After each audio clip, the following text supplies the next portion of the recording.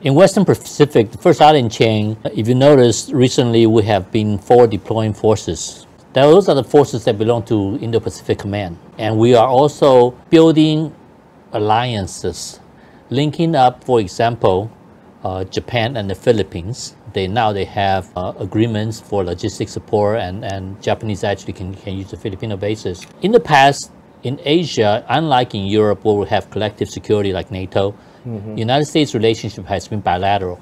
We're trying to build a multilateral defense system by linking up these countries. So right now we have many access agreements that we've been obtaining from the Philippines and from Japan, where all these little islands, in case of conflict, we can go from our main operating base like Kadena Air Force Base to these forward operating bases. So that's the first island chain. That's the frontier. That's where the forces under Indo-Pacific Command is expected to engage the enemy and hold the enemy. So can I describe this from Korea to Japan to Okinawa to Taiwan to Okinawa, Taiwan, Philippines. The first island chain. Exactly. So many military base layer. So many military assets layer. So this is like arch, like a frontier.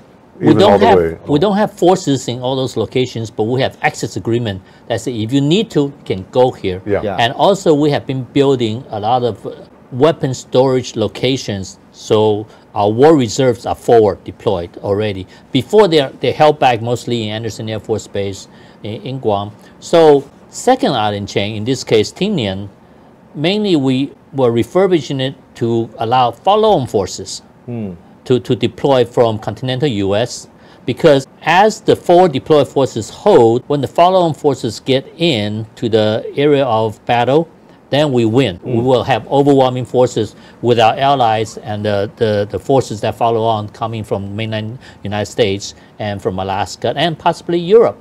So the refurbishment of Tinian mainly is for that. The U.S. wants to be over-prepared.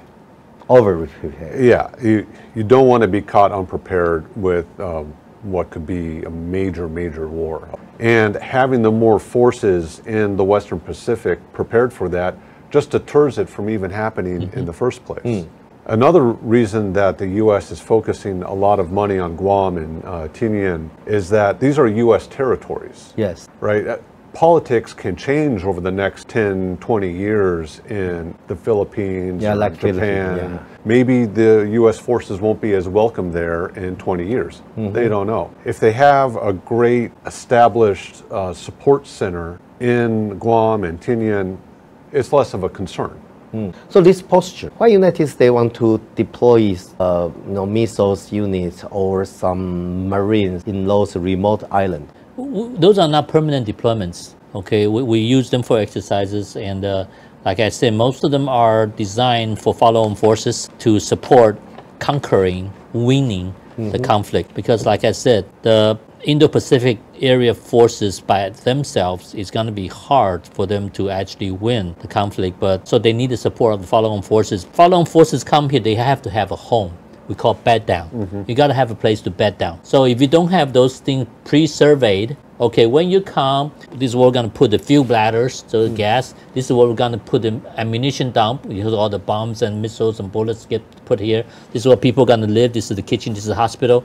So many of these places you've seen pictures that we have deployed for exercise. Then we pull it out. We have base kits that come in pallets. Then when C-130 comes, they just push it out of the bag. Yes. And they start building it. Yes. So in many bases, for Air Force, it's simple because usually we go to a place with already have a runway. If you have a runway and a building, you already got electricity and water and stuff. Just have to make it more. So you need more gas places. So we will put bladders, rubber bladders for gas, as our fuel tanks and munitions. What we're seeing now is we are practicing, making sure we can use those places for bed down for follow-on forces. Our forward deployed forces will already practice Balikatan or Northern Edge with Japan. So all those places we already deployed to under ACE, Agile Combat Employment.